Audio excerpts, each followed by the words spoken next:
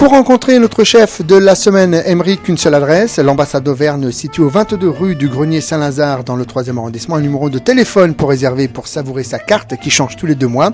01 42 72 31 22. Ouverture des festivités avec cette fameuse recette de la salade de lentilles vertes du Puy. Alors, la particularité de notre lentille que nous faisons à l'ambassade d'Auvergne, sur les hauts plateaux du Velay, c'est qu'elle et sa terre est volcanique lui procure un goût moins farineux et une peau très fine. Tout d'abord, nous allons faire revenir sans coloration à l'huile 100 g d'oignons hachés, 100 g de carottes hachées et 100 g de dés de jambon pour échanger ses saveurs. Sans coloration.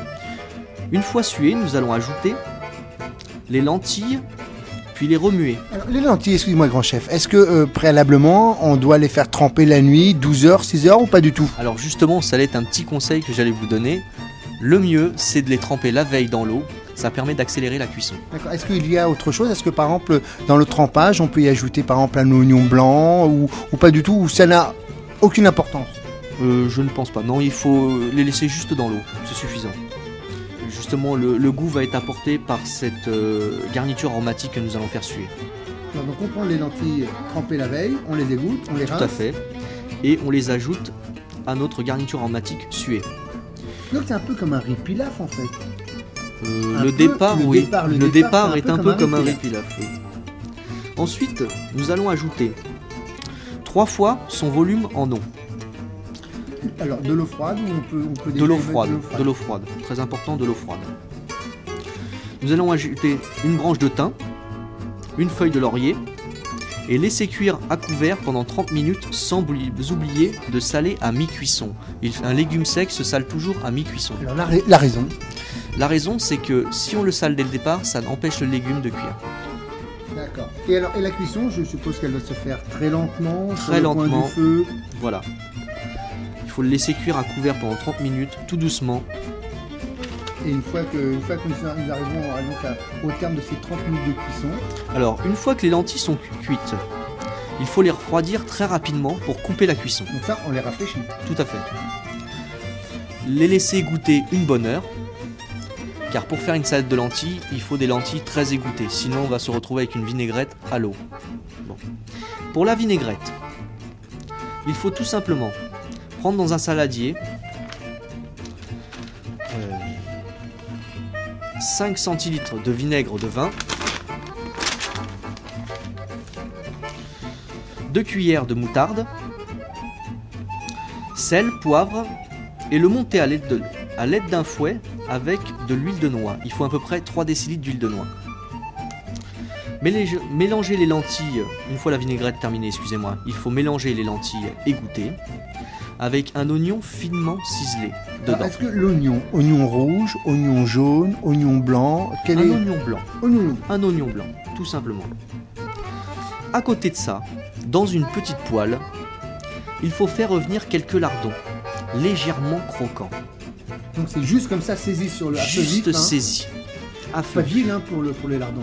Non, c'est pas nécessaire. Ensuite, les poser délicatement sur votre salade de lentilles et y ajouter une petite pointe de persil. Avec ceci, il ne reste plus qu'à déguster. Tiens, monsieur Panek, ça tombe bien. Bonjour. Bonjour. Qu'est-ce que vous nous proposez avec la salade tiède de lentilles vertes du Puy? Ah, la salade. Alors, moi, je verrais très bien un vin blanc d'entrailles, chenin d'altitude. Il y a de l'huile de noix dans votre recette. Il y a, ça ne manque pas de vivacité. Donc, je le verrais très bien. Il est souple, rond, il est élégant et en même temps, il est assez puissant pour soutenir vos saveurs. Je pense. Oui. Merveilleux, monsieur Panek. Merci beaucoup. Bon appétit.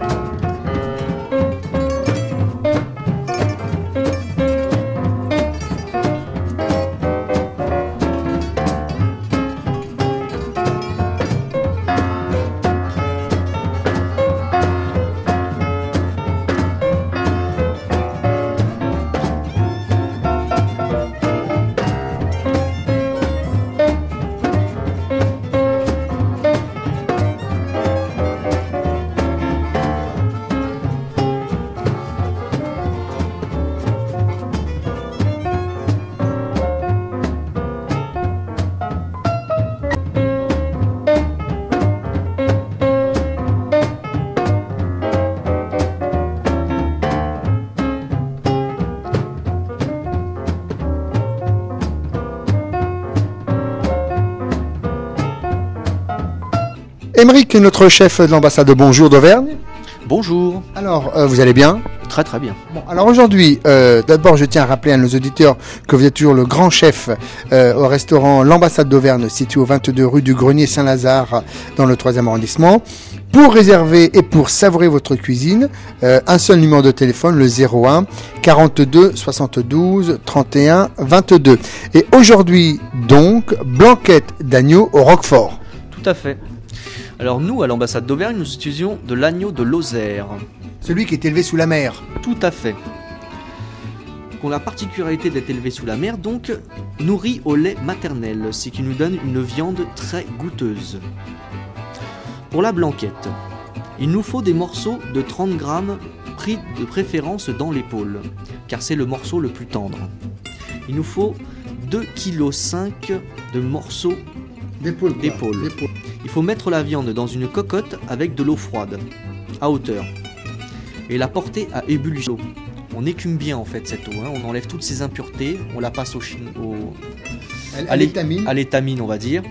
Et là on reprend ce liquide, on reprend les morceaux et on les remet sur le feu. 200 g d'oignons, un bouquet garni et 200 g de carottes. Est-ce que l'oignon vous le piquez d'un clou de girofle ou pas, grand chef? Alors nous mettons aussi 2 clous de girofle. Là nous y ajoutons bien sûr pour relever de la mignonnette et du gros sel. Laissez cuire à frémissement et à couvert jusqu'à ce que votre viande soit fondante. Très important, la sortir seulement. Donc ça met quoi? Quand elle est fondante. Ça peut mettre 1h30. Ça peut mettre 1h30. Voilà. La qualité de la viande. Voilà, tout à fait. Et est-ce que de temps en temps, pendant tout ce travail de la viande, cette cuisson, vous écumez également ou c'est pratiquement indispensable? Logique, oui. Il faut l'écumer à fur et à mesure. Une fois la viande cuite, la séparer du jus que l'on doit refroidir très rapidement. Je vais vous expliquer pourquoi. Pour épaissir le jus de cuisson, nous allons faire un roux blanc en fait. Hein. C'est-à-dire farine et beurre. Même poids de farine, même poids de beurre. Vous utilisez combien? 50 grammes, 60 grammes à peu près? Alors nous on est sur 100 grammes de beurre et 100 grammes de farine. Alors donc le roux, attention, est un roux blanc. Donc ça veut dire qu'il ne faut pas que le roux soit coloré. Brunisse, hein. Il faut qu'il reste blanc. Il faut le laisser à feu doux et il faut le laisser mousser légèrement pendant 10 minutes pour enlever ce côté amidon. Donc cuisson pendant 10 minutes sans coloration. Voilà, tout à fait. Ensuite, nous y ajoutons le jus de cuisson froid. Alors ensuite, nous ajoutons 3 litres de bouillon froid progressivement tout en remuant avec un fouet.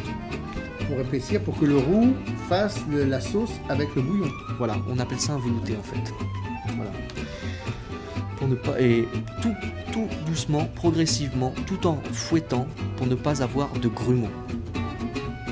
Une fois le bouillon épais, mettre le roquefort émietté dedans. Nous mettons pour cette recette 200 g de roquefort. Est-ce que vous prenez le cœur du roquefort ou est-ce que vous prenez... Quelle est la partie du roquefort que vous utilisez? Là nous prenons... Vous prenez le cœur du roquefort. Quand il y a un roquefort, vous prenez avec la partie blanche et puis surtout la partie verte, celle qui donne du goût, je suppose. Exactement. Émietté 200 grammes et donc là vous mélangez. Alors est-ce que vous portez à ébullition ou pas du tout? Est-ce que le fromage peut subir une agression? Alors justement, c'est là où je veux en venir, c'est qu'il faut surtout le faire à feu doux. Parce que si le roquefort est bouilli ou alors accroche le fond, ça nous donne un mauvais goût, une mauvaise saveur. Donc il faut être très patient et très délicat avec cette blanquette de veau au roquefort. Tout à fait. Là nous y ajoutons 1 ml de crème fleurette pour donner ce côté blanchâtre. Nous vérifions l'assaisonnement. Sel, poivre. Tout à fait. Nous mettons la viande que nous avons débarrassée de côté au préalable. Dans ce velouté. Voilà. Et vous le laissez, je suppose. Alors là, nous le laissons mijoter au moins un quart d'heure pour que les saveurs de la viande, voilà, tout à fait s'échangent. Le velouté pénètre gentiment et amoureusement dans la viande. Voilà.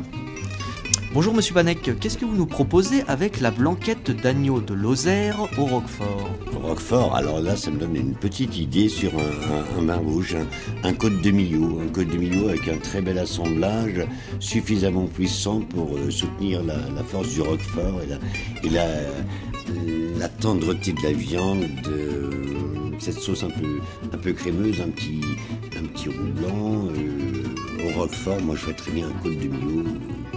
Très bien, monsieur Panec, très bien. Merci beaucoup, monsieur Panec. Bon appétit. Très bien. Après, vous avez fait la soupe de rhubarbe. Oui, mais ça, c'est parce qu'il est allé sur la vidéo, mais... Bonjour monsieur Panec, avec la soupe de rhubarbe au thé d'Aubrac, qu'est-ce que vous pouvez nous donner? Alors là, j'ai une petite idée. J'ai un ami, il est un petit peu flou, il vinifie la rhubarbe comme du vin. Comme du vin. Très bien. Alors, je pense qu'elle irait très bien. J'ai goûté votre soupe de rhubarbe. Je trouve bien l'équilibre acidité, sucré. Bonjour monsieur Panec, qu'est-ce que vous nous proposez avec la blanquette d'agneau de Lozère au roquefort? Au roquefort, alors là, ça me donne une petite idée sur un vin rouge, un côte de Millau. Un côte de Millau avec un très bel assemblage, suffisamment puissant pour soutenir la force du roquefort et la tendreté de la viande, cette sauce un peu crémeuse, un petit roux blanc, au roquefort. Moi, je ferais très bien un côte de Millau. Très bien, monsieur Panec, très bien.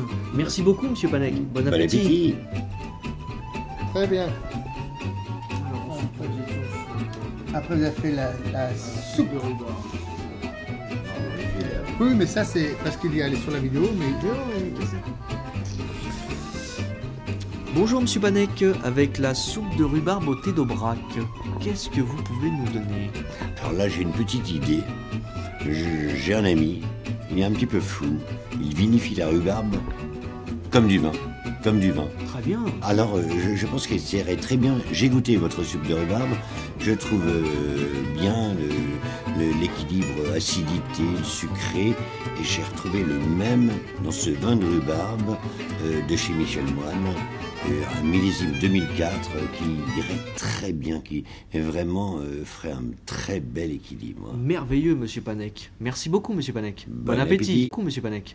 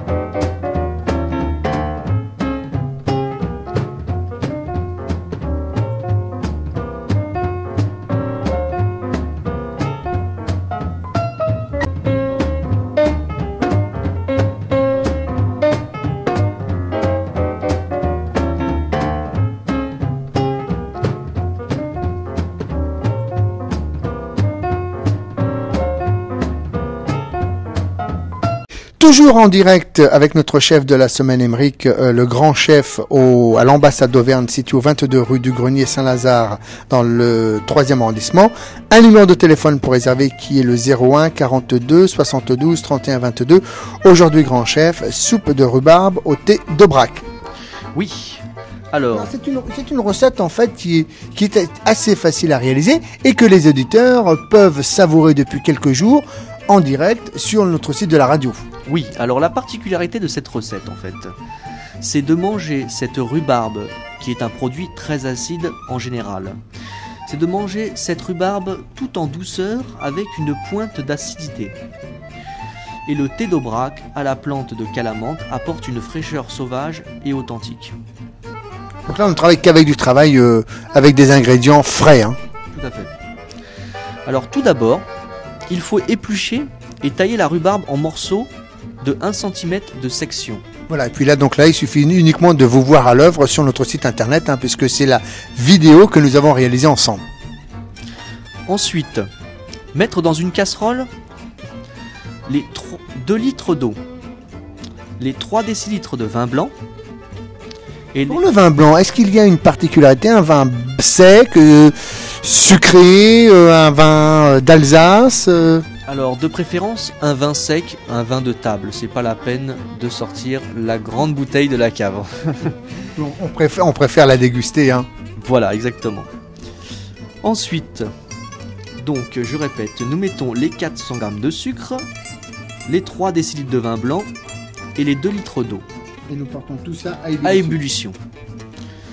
Ensuite, donc, une fois que le sirop bout, il faut pocher la rhubarbe avec vigilance, car trop cuite, elle devient compotée. Et ce n'est pas du tout le but recherché. Hein. Ce n'est pas du tout le but recherché. Une fois cuite, la refroidir sans le jus dans un récipient très très rapidement.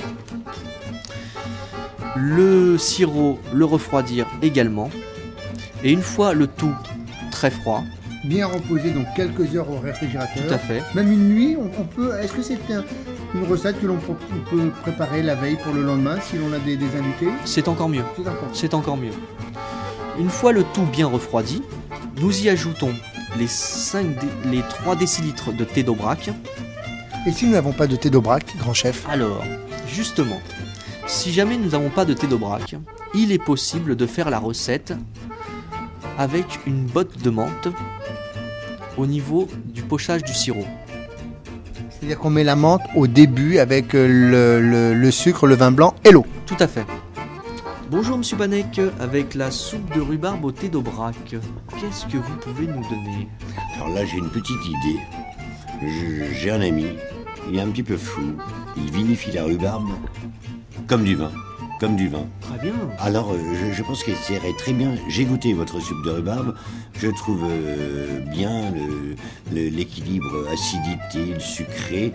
Et j'ai retrouvé le même dans ce vin de rhubarbe de chez Michel Moine. Un millésime 2004 qui irait très bien, qui vraiment ferait un très bel équilibre. Merveilleux, Monsieur Panek. Merci beaucoup, Monsieur Panek. Bon appétit, Panek.